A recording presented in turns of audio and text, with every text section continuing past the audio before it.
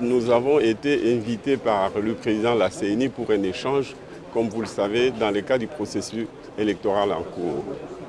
Alors nous avons abordé 3 ou 4 points, essentiellement 4. Les premiers points a concerné l'actuelle CENI. Le deuxième point, c'était les fichiers. Nous avons discuté du fichier électoral.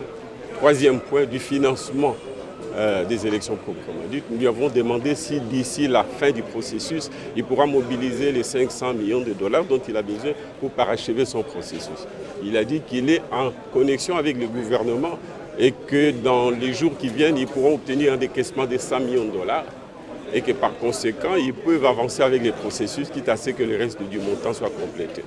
Nous pensons que cette façon de faire n'est pas crédible et nous pensons qu'il faut faire pression, nous l'avons dit. Voilà l'essentiel de ce que nous avons discuté. Nous avons dit que les processus tels qu'ils ont commencé, si nous pouvons avancer dans les contacts, dans les discussions pour que l'opinion de l'opposition, et je pense que c'est en train d'être le cas, soit prise en compte pour l'amélioration du processus. Ce serait une bonne chose. Et il nous a dit que le processus des contacts entre la CENI et les différentes parties prenantes vient de commencer et que ça allait continuer.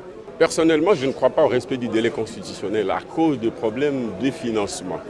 J'ai l'impression que le gouvernement, face aux 500 millions de dollars dont il vient de bénéficier, de la part des institutions de Bretton Woods, probablement la moitié sera consacrée aux questions sécuritaires. Ce n'est que l'autre moitié qui pourra être mise à la disposition de la CENI, auquel cas, puisque la CENI a besoin de 500 millions, la différence ne sera pas disponible dans les délais constitutionnels et que probablement nous serons devant une hypothèse de glissement. Nous ne sommes pas, mon parti et moi, nous ne sommes pas disposés à aller aux élections avec l'option de la balkanisation du pays, dont nous pensons et nous espérons que la CENI va le faire. Nous voulons que l'enrôlement se fasse dans les 3 territoires concernés.